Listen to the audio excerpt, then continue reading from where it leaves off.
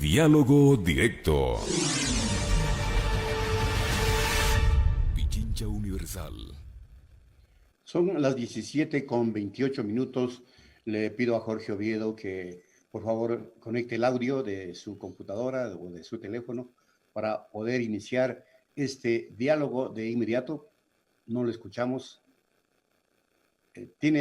Jorge, tienes obstruido el audio de esta conexión. Vamos de inmediato a dialogar con Jorge Oviedo, analista político, sobre temas que evidentemente son de coyuntura, que merecen profundizarse. Hay un proyecto, o mejor dicho, dos proyectos de ley que están siendo analizados por la Asamblea, uno denominado de ayuda humanitaria y otro que tiene que ver con el denominado también ordenamiento de las finanzas públicas. Pero todo esto se da en medio de una crisis social, de una crisis sanitaria y de una crisis económica sin precedentes. Evidentemente, la cuestión sanitaria no se le puede responsabilizar al régimen, es mundial. El tratamiento de esa crisis sanitaria es lo que se cuestiona. Respecto a la situación social y económica, pues, desde mi punto de vista hay un directo culpable. Pero ¿cómo está observando entonces esta realidad nuestro invitado Jorge Oviedo? De inmediato le pregunto, Jorge, buenas tardes, ¿qué tal? Hola, Guayo, qué gusto volverte a ver y poder comentar algo en esta circunstancia tan especial que está viviendo el país. Primero quiero saber, ¿me estás escuchando, verdad? Sí, ya. Correctamente, Jorge, adelante.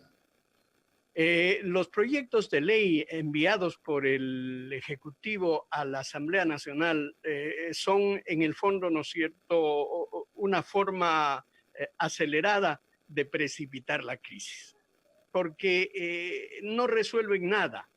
Y esos proyectos de ley lo único que pretenden es buscar cómo cargar en las espaldas de la gente común y corriente el peso mayor de la crisis, que como tú has dicho no solamente es sanitaria, sino una crisis general, económica, política y ética. De tal manera que esos proyectos de ley van a ser tratados en la Asamblea y dudo inclusive de que tenga facilidad para que sea aprobada constitucionalmente. En cuanto a la situación que vive el país, porque el mundo pues tiene su propio cauce, pero en cuanto a lo que vive el país, yo creo que nunca hemos estado frente a un gobierno tan ineficiente, tan titubeante, tan falto de ideas y de realizaciones prácticas para ponerle dique a la grave situación sanitaria que tiene el país. Tan grave es la situación, mi estimado Guayo, que hasta el momento no hay confiabilidad en los datos que oficialmente emanan del gobierno de Lenín Moreno. Unos dicen una cosa, otros dicen otra cosa. A la media hora cambian de parecer, a la tarde otra vez cambian y así sucesivamente en estos casi 2 meses que estamos afrontando este problema.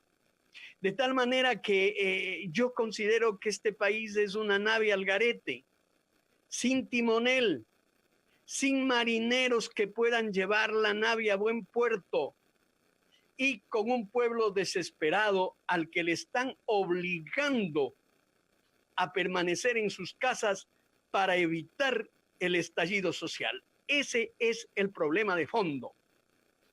El virus vino a favorecer la pretensión que el gobierno tiene de clavarnos no solamente un paquetazo, sino un machetazo contundente para prácticamente poner fuera de combate a los sectores populares.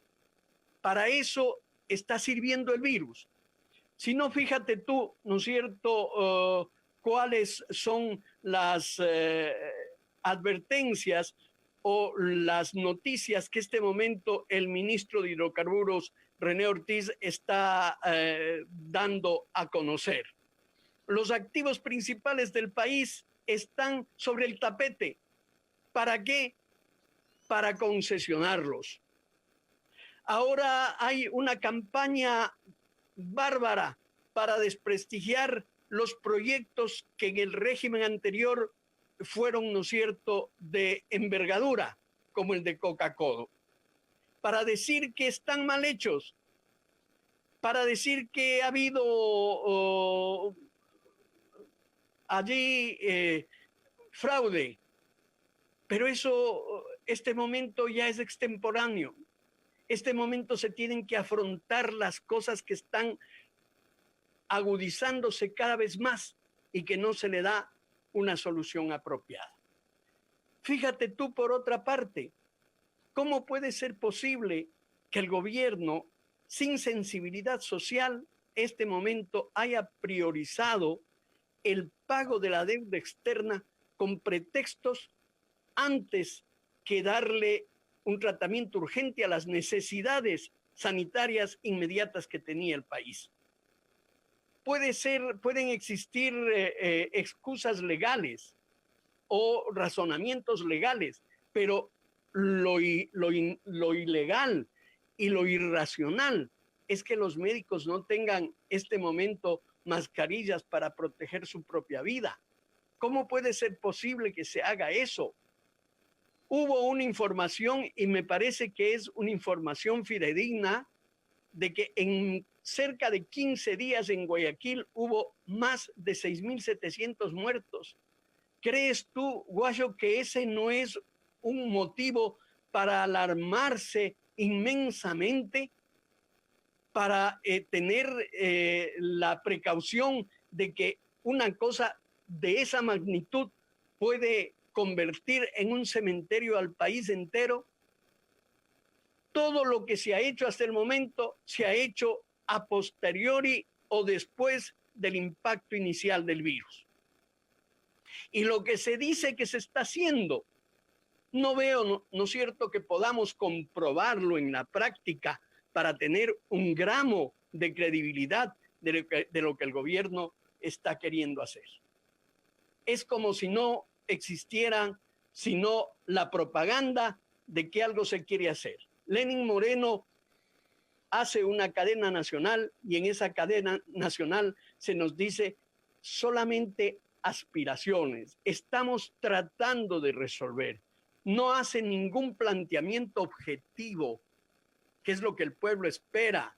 Aunque sea que nos diga, ¿no es cierto?, estamos comprando mascarillas y dentro de 2 días llegan esas mascarillas. El pueblo se va a sentir confiado y contento de que alguien se preocupe, pero lo único que hay es discursos. Y en medio de esta hecatombe terrible hay amagos de fraude tan asquerosos y espantosos como el que se dio en el caso del IES. Comprar mascarillas que cuestan $3.50 en $12. Algo que no tiene sentido. Se cae el precio del petróleo, correcto. No es una responsabilidad directa del gobierno, pero no se puede estar de espaldas a esa realidad. Correa dio una solución que fue polémica en su momento, pero creo, ¿no es cierto?, que los contratos firmados por el régimen correísta permiten que el gobierno actual tenga ingresos permanentes en un nivel aceptable del barril de petróleo. Esa es una realidad. Eso es haberse preocupado por el país, sin que esto quiera decir que estamos elogiando a Correa, pero lo que es cierto hay que verlo. Tenemos que dejar el odio de una parte y ver los lados positivos de las cosas para ver en qué medida se pueden dar pasos positivos hacia adelante. Jorge, a propósito de esto, dada la hecatombe que tú describes, la respuesta casi lógica y debería ser una contundente respuesta política. Falta de legitimidad, falta de credibilidad, pero la voluntad política de los actores al parecer es la que no se hace presente, con un movimiento social evidentemente desmovilizado. Si es que esto no se da, si es que este panorama es el que actualmente atraviesa el país, nos queda únicamente la incertidumbre o qué es lo que nos queda. Porque evidentemente, encerrados como estamos, no tenemos capacidad de respuesta. Y Claro. entonces hay que ser creativos, inclusive para generar esa capacidad de respuesta. O exigir que los actores políticos, en última instancia, demuestren su voluntad de hacer algo por el país y dar respuestas políticas ante un régimen absolutamente debilitado. ¿Qué dices tú, Jorge? Es que la voluntad política, Washington, es algo, ¿no es cierto?, que está direccionado en un sentido. Yo no creo que hay falta de voluntad política en el régimen. Existe a tal extremo, ¿no es cierto?, que el régimen está favoreciendo a sus amigos, a la gente de su bando. Esa es la voluntad política del sector político gobernante.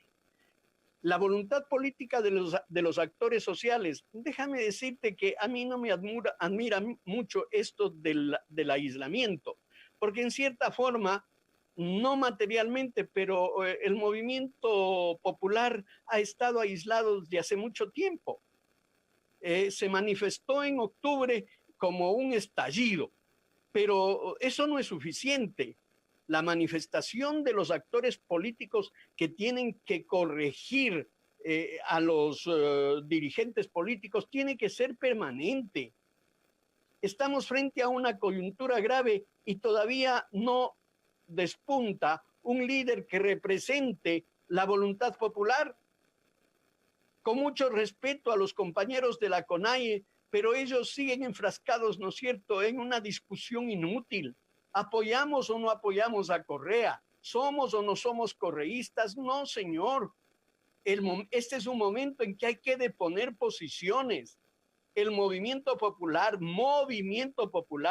tiene que buscar la alianza desde la izquierda posible, que en este caso es el progresismo latinoamericano, y en el caso del Ecuador es el correísmo hacia el centro.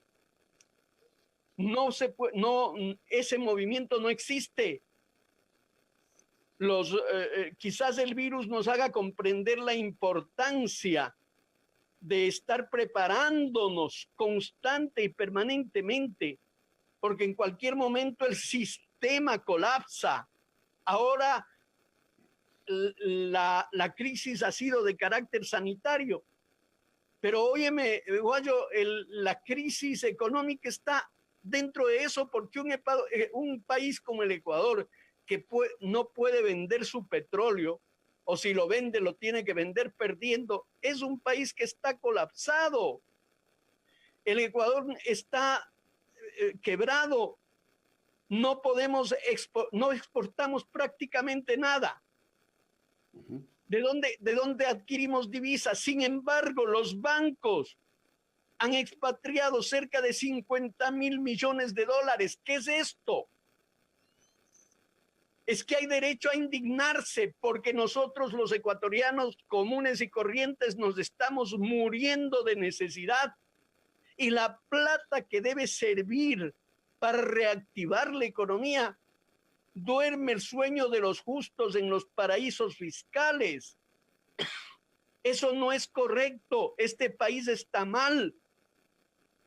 ¿Quién puede rectificar este rumbo? La voluntad política de Lenín Moreno y sus amigos, los teletubbies, que están metidos a dirigentes del país cuando no son capaces ni de dirigir un colegio. Están en sus manos, está el país. No van a poder hacerlo. Se necesita la irrupción de los sectores conscientes de este país, pero no los decentes de siempre, Guayo. No esos que tienen un discurso falso, esos que se han dicho de izquierda siempre y que en el fondo han sido la derecha camuflada con la izquierda. Hay que reconocer que Correa, sin ser un líder de izquierda, fue capaz de hacer cosas que la izquierda debió haber hecho hace mucho tiempo. El progresismo latinoamericano tiene que fortalecerse después del virus, porque de lo contrario se va a fortalecer el capitalismo y el sistema de opresión y de desigualdad que existe en América Latina y en el Ecuador. Pero Jorge, la crisis, Tiene que fortalecerse el progresismo latinoamericano. sin duda, pero Jorge, la crisis es de tal envergadura que requiere de respuestas inmediatas. Y esa respuesta, en el momento actual, en esta coyuntura, es una respuesta política, que únicamente, dadas las condiciones del sistema, puede venir desde la Asamblea, pero tampoco allí se puede guardar algún nivel de esperanza en términos de encontrar una respuesta política, un recambio de timón, porque vemos que con el actual presidente la cosa va para peor. Guayo, Sucesión presidencial, qué sé yo, renuncia del presidente, no sé, se ha escuchado ya varias tesis, pero alguna respuesta política debe haber.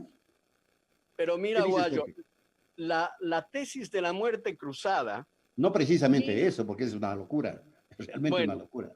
Ya coincidimos en eso. Venga de la Asamblea o venga del Ejecutivo, al único que le conviene es a Lenín Moreno, porque va a salir airoso.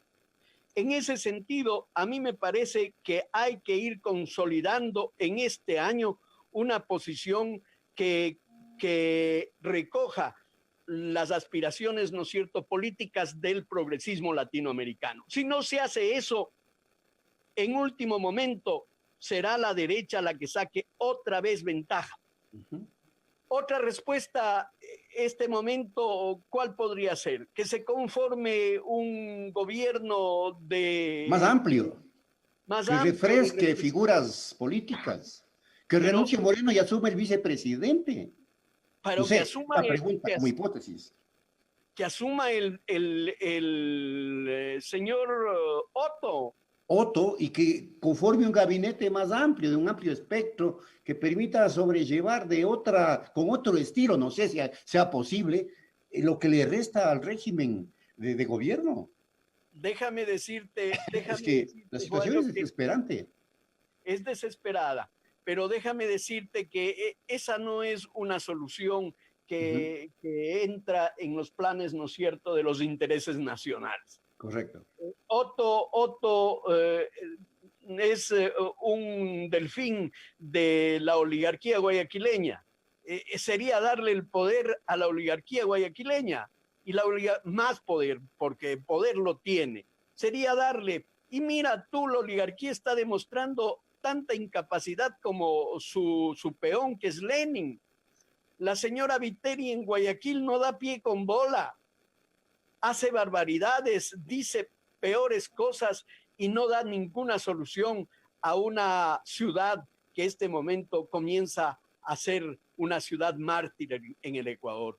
Yo lo que creo, desde mi punto de vista personal, es que este momento hay que deponer posiciones y se deben comenzar a realizar diálogos entre los sectores populares, tanto el sector indígena como los sectores populares en términos generales. Los trabajadores deben renovar sus directivas. ¿Cómo puede ser posible que los obreros tengan 40 años a un incapaz como Tatamuez, que no tiene la menor posibilidad de imaginar lo que se puede hacer en este país? Los sectores ecologistas, los sectores progresistas de profesionales, todos deben de poner posiciones y comenzar de manera pública a reunirse en una alternativa de izquierda posible, como yo la llamo, que este momento esté en los marcos de lo que es el progresismo latinoamericano. Además, por una cosa, Guayo, porque al imperio, a las fuerzas del poder mundial, eso es lo único que le preocupa.